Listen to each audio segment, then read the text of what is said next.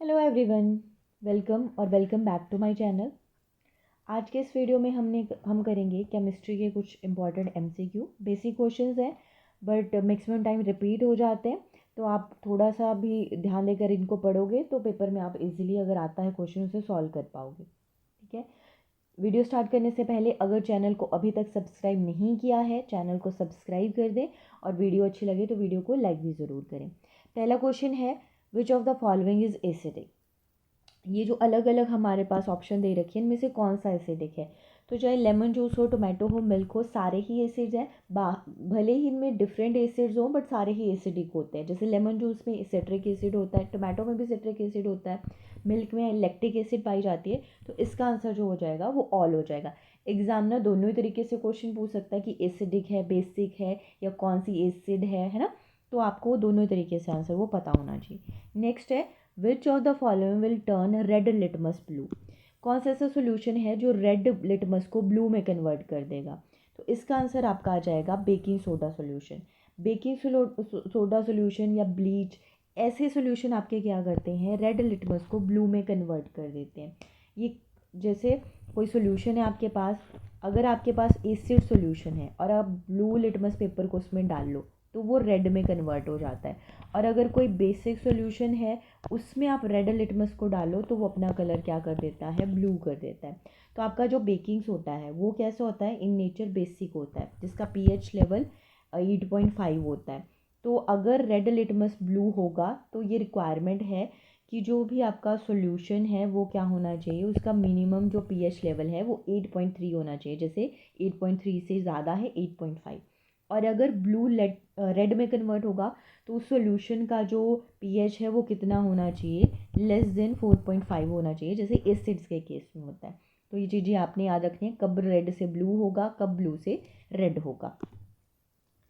Next है, the nature of calcium phosphate is present in tooth animal is. Tooth animal में या हमारी जो बोन्स है उसमें कैल्शियम फॉस्फेट पाया जाता है और वो किस नेचर का होता है, वो बेसिक नेचर का होता है। नेक्स्ट है, conservation of solid into gas without undergoing into liquid state. Normally क्या होता है, आपका जो सॉलिड है वो पहले लिक्विड में कन्वर्ट होता है, लिक्विड से गैस बनता है। जैसे कि अगर हम आइस की बात करें, आइस सॉलिड है, वो लिक्विड बनता है, वाटर बनता है, मतलब उसके बाद वो वेपराइजेशन हो जाता है, उसका गैस बन जाता है। बट कई केसेस में सॉलिड से चीज़ें डायरेक्टली गैस में कन्वर्ट हो जाती हैं, जैसा कि आपका ड्राई आइस के केस में होता है ना। ड्राई आइस क्या होता है आपका, किसे हम ड्राई आइस बोल देते हैं, जो फ्रोज़न कार्बन डाइऑक्साइड है। तो ये जो प्रोसेस है इसे किसका नाम दिया जाता है, सॉलिड से डायरेक्ट कन्वर्शन कर गैस में सब्लिमेशन का नाम दे देते हैं। और अगर उल्टा हो जाए, सॉलिड से डायरेक्ट गैस बन जाए तो उसे डिपोजिशन कहेंगे। ऐसा नहीं कि आप दोनों को सेम ही आंसर कर दो कि सब्लिमेशन ही बोलेंगे, नहीं। सॉलिड से गैस तो सब्लिमेशन, और गैस से अगर सॉलिड होगा तो उसे क्या नाम दिया जाएगा, उस प्रोसेस को डिपोजिशन कहेंगे। याद रखना है आप। वैसे तो सब्लिमेशन वाले आपसे क्वेश्चन पूछा जाता है क्योंकि आपके चैप्टर्स में यही दिया है। Melting point of ice, ice का जो मेल्टिंग पॉइंट है वो कैल्विन में अगर हम बात करें 273 होता है। अगर यही सेम क्वेश्चन आपसे फ़ारेनहाइट में पूछ ले तो 32 डिग्री फ़ारेनहाइट होगा आंसर, और सेल्सियस में पूछ ले तो 0 डिग्री सेल्सियस हो जाएगा। सभी में जो डिफरेंट स्केल्स हैं हमारे टेम्परेचर के, आपने सभी में ये याद रखना है। स्केल वाला क्वेश्चन भी इंपॉर्टेंट है, यहाँ से क्वेश्चन पूछ सकता है एग्जामिनर। नेक्स्ट क्वेश्चन है, Tyndall effect is shown by. Tyndall effect होता क्या है, scattering of light by particles. ठीक है, कोलाइडल सॉल्यूशन में जो स्कैटरिंग ऑफ लाइट होती है उसके पार्टिकल्स की वजह से उसे हम टिंडल इफेक्ट का नाम दे देते हैं। ठीक है, तो ये कुछ सस्पेंशंस में भी होता है, ऑलवेज नहीं होगा। जब तक सस्पेंशन में जो पार्टिकल्स हैं वो सेटल डाउन नहीं होंगे तब तक वो क्या करेंगे, ऊपर है मतलब सरफेस के, वो स्कैटरिंग को या टिंडल इफेक्ट को शो करेंगे। बट एक बार सेटल डाउन हो गए फिर शो नहीं करते। और जो हमारे कोलाइडल मिक्सचर्स हैं उनमें क्योंकि उनकी जो पार्टिकल्स की रेंज है वो बहुत कम होती है, 1 to 1000 नैनोमीटर के अप्रॉक्स उनका डायमीटर होता है, तो सेटल डाउन नहीं होते। तो उनमें कोलाइडल सॉल्यूशन में भी टिंडल इफेक्ट शो होता है। ठीक है, टिंडल मतलब कोलाइडल में तो होता ही है, कुछ सस्पेंशन में भी होता है। तो इसका आंसर हो जाएगा आपका बोथ। नेक्स्ट है, और यहाँ पे पूछे कि सस्पेंशन में ऑलवेज होता है क्या, नहीं, सस्पेंशन में ऑलवेज नहीं होता है ये। नेक्स्ट है, modern scientist discuss about how much states of matter.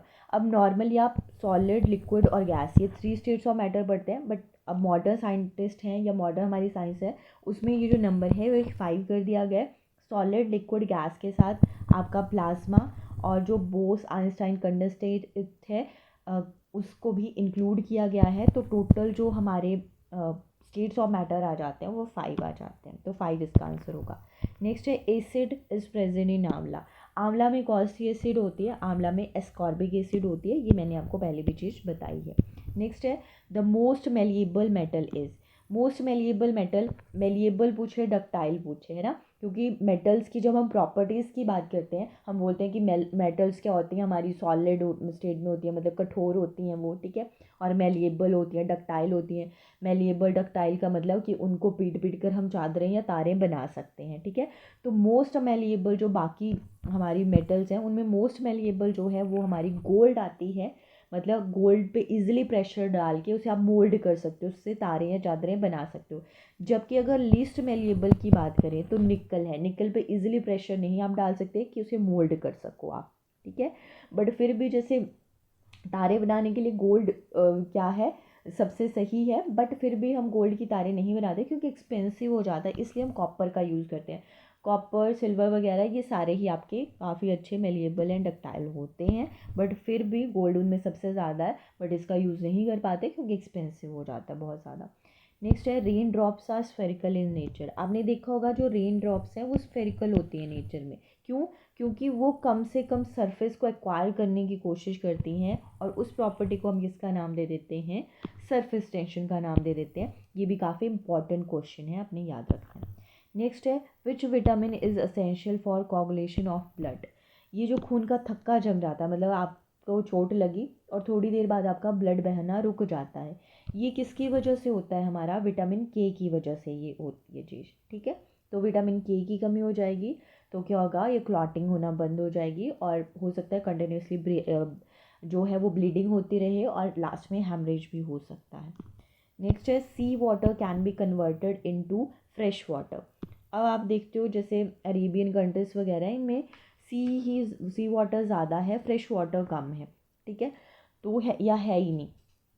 तो जो सी वाटर है उसको कन्वर्ट कर देते हैं फ्रेश वाटर में।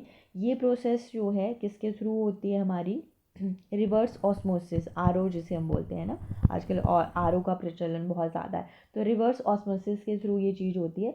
रिवर्स ऑस्मोसिस में क्या होता है, जो पार्शली परमेबल मेम्ब्रेन है उसके थ्रू क्या होता है, आपका जो भी डस्ट पार्टिकल्स हैं या जैसे सॉल्ट वगैरह वो अलग हो जाते हैं और आपका प्योर वाटर अलग हो जाता है। इसमें आपने जो सेमी परमेबल मेम्ब्रेन है, सेमी का मतलब पार्शली होता है और परमेबल का मतलब जो है कि वो कुछ परमेबल का मतलब पास ऑन होना, तो मतलब सेमी मतलब कुछ ही मटेरियल को पास ऑन होने देती है, ठीक है। तो यहाँ से भी डेफिनेशन बना सकते हो। सेमी परमेबल का मीनिंग अगर पता होना होगा, सेमी मतलब पार्शियल और परमेबल मतलब पास होना, तो कुछ मटेरियल्स को पास होने देता है बाकी मेम्ब्रेन ये, और कुछ को नहीं होने देता है ना। तो जो हमारे अनवांटेड मटेरियल्स हैं उनको अलग कर देता है और जो प्योर वाटर है हमारा उसको अलग कर देता है। तो सी वाटर को कन्वर्ट करने के लिए हम इसी प्रोसेस का यूज़ करते हैं, बट ये काफ़ी एक्सपेंसिव हो जाता है, इसीलिए आपने सुना होगा जो अरेबियन कंट्रीज़ हैं उनमें ऑयल सस्ता है और पानी महंगा है। नेक्स्ट है व्हाट इज़ रोडेंटिसाइड। ये जो रोडेंटिसाइड है ये क्या है? एक मेडिसिन है जो एनिमल्स को किल करती है, वायरस को, एंटीडोट है, एंटीबायोटिक है। तो यहाँ पे भी आपने क्या करना है, इसके मीनिंग से ही आंसर याद रखना है। ये जो रोडेंटिसाइड है इसका काम है जो रोडेंट्स होते हैं आपके उनको किल करना, मतलब एक तरह का पॉइजन जो रोडेंट्स को किल करता है। रोडेंट्स क्या होते हैं? कैसे एनिमल्स को रोडेंट्स कहा जाता है?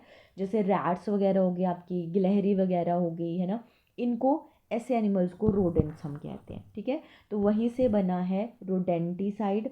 रोडेंटिसाइड एक पॉइजन है जो इन रोडेंट्स को मारने के काम आता है, जैसे चूहे मारने की दवाई वगैरह, चूहों को मारने के लिए, गिलहरी वगैरह मर जाती है इनसे, उसके लिए एक मेडिसिन है। तो इसका आंसर आ जाएगा ए। नेक्स्ट है the phenomenon of radio activity was discovered by. Radio activity का जो फिनोमिना है वो किसने डिस्कवर किया था? तो इसे जो हेनरी हैं उन्होंने 1897 में डिस्कवर किया था। उसके बाद रदरफोर्ड में ने भी इस पर काम किया, और उसके बाद हमारी जो मैडम क्यूरी हैं उन्होंने क्या किया था, और अपने हस्बैंड के साथ जो मोस्ट रेडियो एक्टिव एलिमेंट है उसकी खोज की थी, जैसे रेडियम और पोलोनियम वगैरह के ना। और उसके बाद उन्हीं की बेटी, ठीक है, आयरन क्यूरी, और उनके जो हस्बैंड थे फ्रेडरिक जॉलियट, उन्होंने 1934 में आर्टिफिशियल रेडियो एक्टिविटी की खोज की थी, ठीक है। तो नॉर्मली रेडियो एक्टिविटी पूछा तो हेनरी बेकरल आ जाता है, आर्टिफिशियल अगर पूछा तो आयरन क्यूरी और उनके हस्बैंड फ्रेडरिक जॉलियट आ जाते हैं। और अगर जो मोस्ट रेडियो एक्टिव एलिमेंट है उसके रेडियम, उसकी खोज किसने की थी, तो मैडम क्यूरी और उनके जो हस्बैंड थे उन्होंने करी थी, ठीक है। यहाँ तक आपने चीज़ें याद रखनी है। तो जस्ट मैंने ये बेसिक से कुछ क्वेश्चन रखे थे क्योंकि स्टूडेंट्स की डिमांड थी केमिस्ट्री के क्वेश्चंस की भी, और अगर मुझे टाइम लगेगा तो मैं इसे और वीडियो बना दूँगी। तो उसके लिए आप चैनल को सब्सक्राइब ज़रूर कर दें कि नेक्स्ट जब भी वीडियो आए तो आपको उसका नोटिफिकेशन मिल जाए, ओके। और जिन्होंने ऑलरेडी सब्सक्राइब किया है, I am really thankful to them. That's all for today. Thank you for watching.